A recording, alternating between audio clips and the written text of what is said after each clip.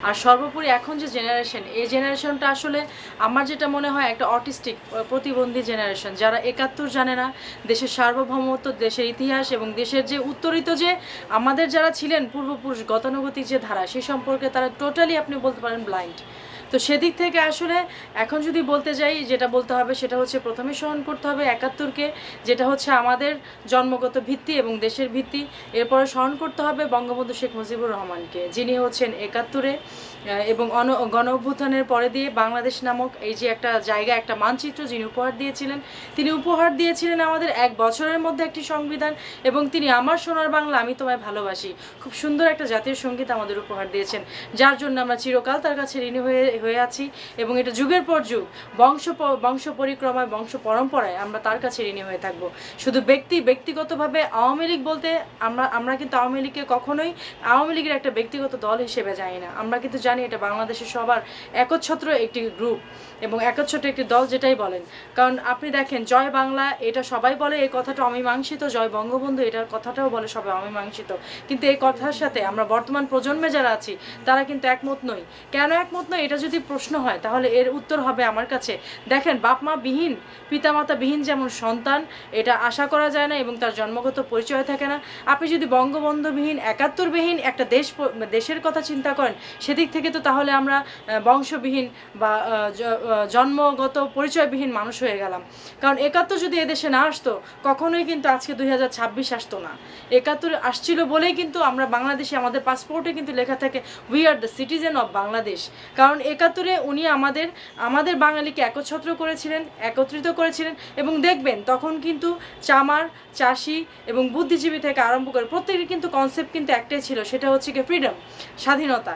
এবং সেই মানসিকতা থেকেই কিন্তু ৭১-এর সৃষ্টি। এবং ৭১-এ দেখেন, এই বাঙালির কৃষকের, চামারের, কামারের কারো হাতে কিন্তু কোনো অস্ত্র ছিল। দেখেন, একটা সময় ছিল যখন হয়তো মানুষের শিক্ষার হার কম ছিল, হয়তো ইতিহাসটাকে ওভাবে হয়তো ডকুমেন্টারি করা হতো না। কিন্তু দেখেন, ৭১-এর ইতিহাস শুধু বাংলাদেশে না, হোল ওয়ার্ল্ড ওয়াইড ৭১-এর ইতিহাস কিন্তু ডকুমেন্টারি আকারে আছে। হয়তো বা এই দেশে আপনার সরকারের পরম্পরায় কেউ হয়তো আমাদের বই থেকে মুছে দিচ্ছে, কেউ হয়তো ডিকশনারি থেকে মুছে দিচ্ছে, কিন্তু দেখেন পৃথিবীর প্রত্যেকটা দেশে কিন্তু দেখবেন ওয়ার্ল্ড বায়োগ্রাফি বা যে কোনো কান্ট্রির একটা বায়োগ্রাফি থাকে, যেমন গিনেস বুক এরকম টাইপের, সেখানে কিন্তু লেখা আছে বাংলাদেশের ইতিহাস। চাইলেও কিন্তু এই ইতিহাস এদেশ থেকে হয়তো মন্ত্রীদের পরম্পরা, যেমন এখন হচ্ছে গিয়ে, যেমন আপনি দেখবেন ক্লাস 6, 7 বা 8-এর বইয়ে একজন রিক্সাওয়ালা, ওনার নাম হচ্ছে সুজন, ওনার সেলুট দেওয়া হচ্ছে গিয়ে একটা চিত্র আছে, যে একটা ছবি আছে। তো উনি হচ্ছে গিয়ে দেখছি বর্তমানে ফেসবুকে সব জায়গায় দাবি করছেন যে উনি যদি স্যালুট না দিতেন তাহলে হয়তো প্রধানমন্ত্রী হিসেবে শেখ হাসিনা উনি হয়তো দেশ থেকে পালাতেন না। এটা সম্পূর্ণ একটা ভ্রান্ত কথা। একটা রিক্সাওয়ালার স্যালুটে কি শেখ হাসিনা চলে যাওয়ার মতো মানুষ আপনাদের কাছে আদৌ মনে হয়? ঠিক সেই রকম আপনি যে প্রশ্নটা আমাকে করলেন যে বঙ্গবন্ধু শেখ মুজিবুর রহমান উনি বাংলাদেশে আপামর জনগণকে ডাক দিয়ে উনি চলে গেছেন। আর ৬৯-এর গণ অভ্যুত্থানের পরে যখন পার্লামেন্টে পাকিস্তান সরকার বলল যে বাঙালির ভাষা হবে বাংলা ভাষা, তখন বঙ্গবন্ধু শেখ মুজিবুর রহমান উনি একা এর প্রতিবাদ করেছিলেন। উনি বলেছিলেন যে না, শুধু বাংলা ভাষা বললেই হবে না, বাংলা হবে বাঙালির রাষ্ট্রীয় এবং একমাত্র রাষ্ট্রীয় ভাষা, যেটার জন্যে হচ্ছে বাংলা পরবর্তীতে রাষ্ট্রীয় ভাষা হিসেবে পুরো বাঙালির ভাষা হলো। এবং ওনার এই কথার পরিক্রমাতে আমরা দেখেছি যে বাংলাদেশের এই বাংলা রাষ্ট্রীয় ভাষা, এটা এখন সারা পৃথিবীতে বাঙালির বাংলা ভাষা এখন বাংলা ভাষা সার্বভৌমত্ব হিসেবে পালিত হয়। পৃথিবীর সব দেশে যেখানে যেখানে বাঙালি আছে সবাই পালন করে। তো এটা কি তার বঙ্গবন্ধু ধারাবাহিকতা নয়?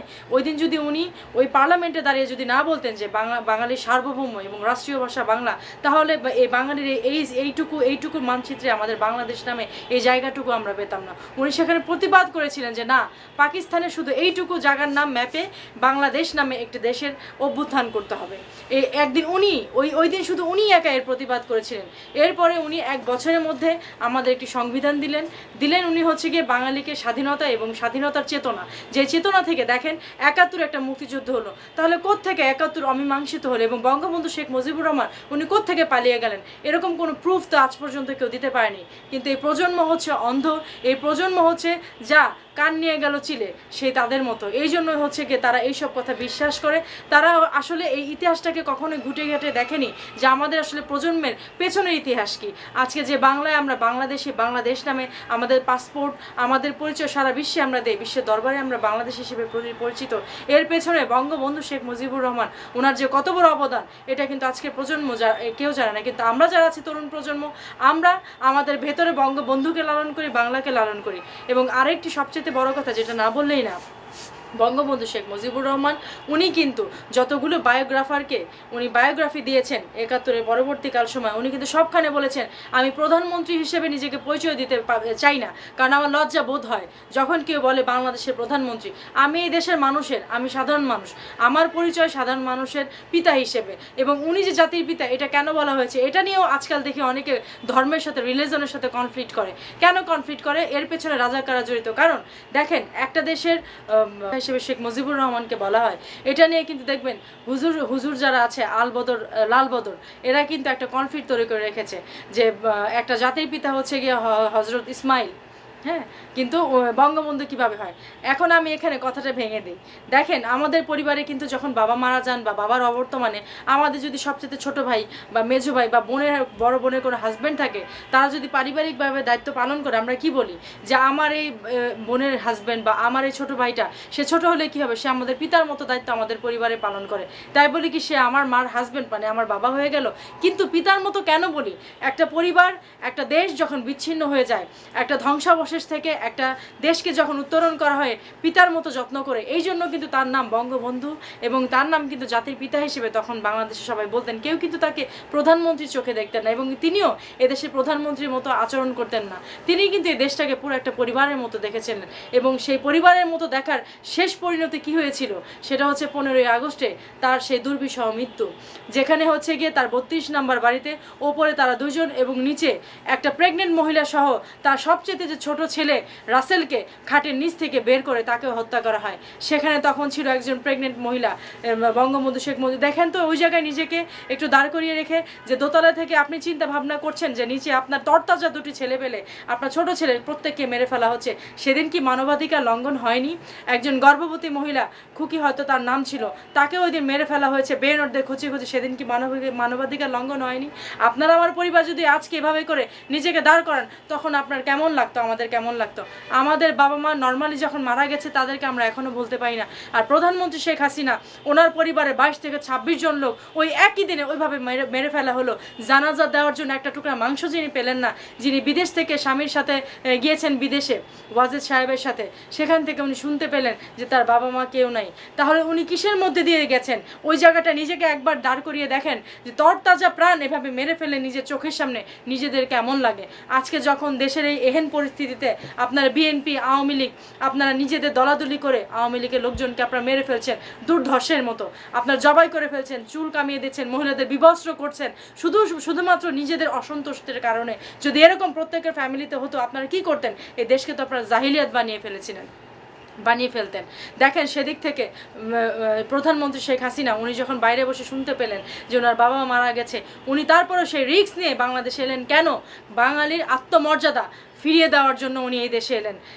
তাতে কিন্তু উনি কিন্তু মৃত্যুর একটু ভয় করেনি। আজকে আপনারা অনেকেই বলছেন যে উনি হচ্ছে গিয়ে মাফিয়া, উনি মাফিয়াগিরি করার জন্য উনি মন্ত্রিত্ব নিয়েছেন, এটা ভুল কথা। দেখেন উনি কিন্তু ওনার যে প্রজন্ম ছিল উনি অনেক আগে থেকে কিন্তু উনি মন্ত্রীর মেয়ে ছিলেন।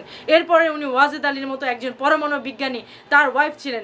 এরপরে উনি নিজে কিন্তু প্রধানমন্ত্রী হয়েছেন। তো টাকা পয়সার অভাবের কথা বা টাকা পয়সার জন্য ওনার মন্ত্রিত্ব এটা কিন্তু ভুল প্রমাণিত হয়। উনি যদি মাফিয়াই হতেন এই বাংলাদেশে উনি কিন্তু কম টাকা পয়সা উপার্জন করতে পারতেন। ওনার ছেলে মেয়ে প্রতিষ্ঠিত, তারা দুজন বাইরে।